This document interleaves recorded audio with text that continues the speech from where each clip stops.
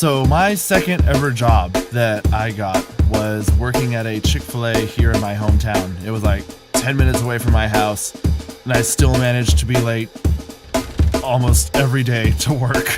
But a lot of the jobs there required you to multitask. You'd have to do drive-through or something and be handling orders and making drinks and punching stuff in and all this.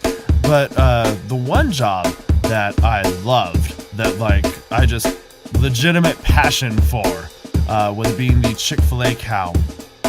Being the Chick-Fil-A Cow, I didn't have to interact with anyone a whole lot. I could just be locked inside of my own head with my own thoughts, and all I had to do was dance around and act goofy for an hour and a half at a time. And it was really fun. It was a fun time. But there were a couple times when I almost died. When I first became the Chick-Fil-A Cow, I found out a few things that were strange about it. This cow suit was designed for a normal-sized human being. There are very specific Chick-Fil-A Cow proportions that suit is designed for, and a normal-sized person in the cow suit looks adorable. The normal Chick-Fil-A Cow is pleasing to the eyes, inviting, is like, oh, okay, yeah, that's what a cute Chick-Fil-A Cow is supposed to look like.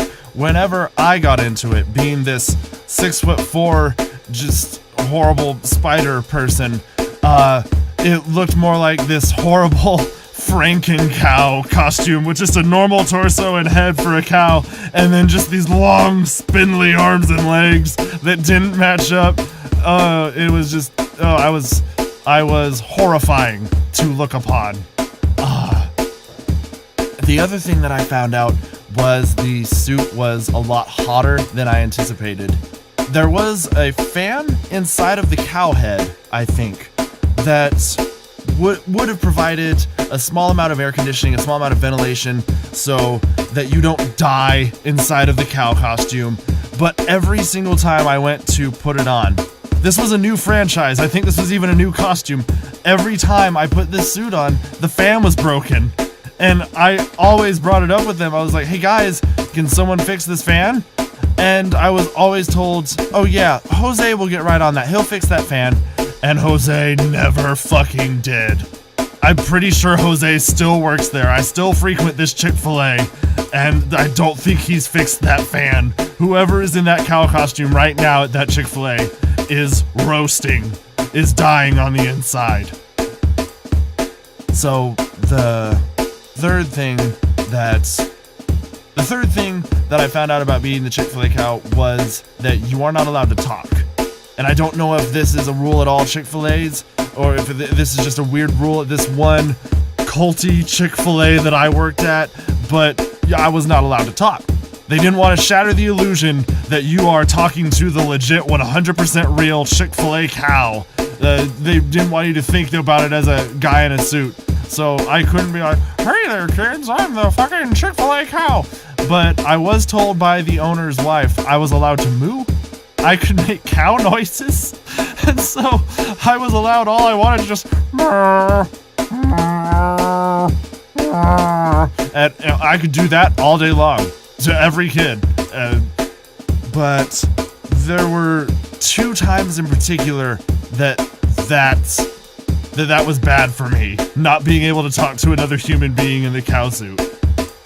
The first time I was taken by a handler to a couple blocks away from our restaurant. We were going to hang out at an intersection so that we could just cars on all sides be like, hey, come on over to Chick-fil-A, you get some chicken burgers or whatever.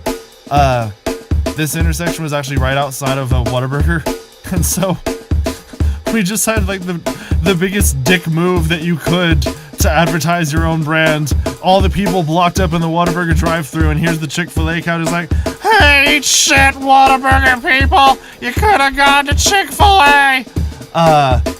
But as I'm dancing there, and my handler is just sort of nonchalantly, I don't even know what he was doing, it became apparent to me I was very hot. It was very hot inside of this suit, and I needed a drink of water or something. I was gonna pass out. So I turned to him, and I was like, hey, Jeremy, could you go ahead? And he stopped me short. Ah! You're not allowed to talk when you're inside the cow suit. And what I would say now would be, fuck you, Jeremy, I need some water, I'm gonna die. But I was a stupid teenager, and I was like, oh, he's right, I better follow the rules. And so I started waving my hand, my little cow hand, my hoof, in the direction of the water bottle, just going, "Meow, meow, meow." And I think he thought I was just doing a bit or something, because he was just laughing. He was like, that's really funny, Josh. But I was just getting increasingly more and more desperate, just like frantically waving my arm, like riding up on him. Just trying to get him, hey, I can't unzip myself from this cow suit. I need water. I'm gonna die. And he didn't give me any water. He was an asshole. And so the rest of my dancing out there was just me frantically like jumping up and down, trying to get him to let me out of the cow suit so I could get some water. And thankfully I didn't die, but I also didn't get water.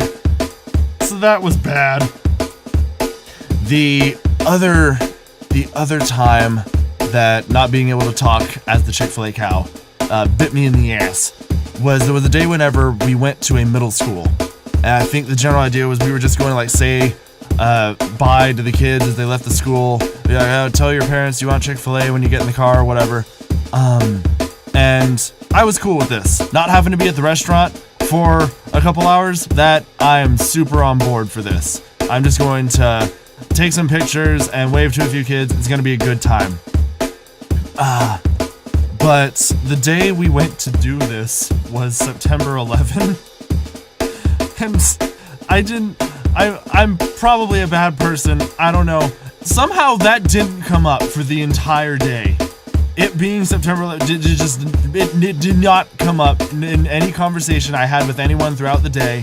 For me, this was just another work day. I didn't even think about it. But there was one kid that called me out on it. And so as I'm like just trying to pose for pictures and wave at kids, there's one kid who from a distance is yelling at me, "Hey! Hey, cow! Hey! Talk about the 9/11! Hey, cow! Do you remember the 9/11? Cow! Cow! Did Bush do the 9/11?" And I was just like, oh my god, kid, shut up. But I can't say that, and so what it sounded like was,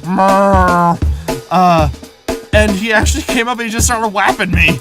He just started like smacking me, like going, "Cow! Cow! Were you there for the 9/11? Cow!"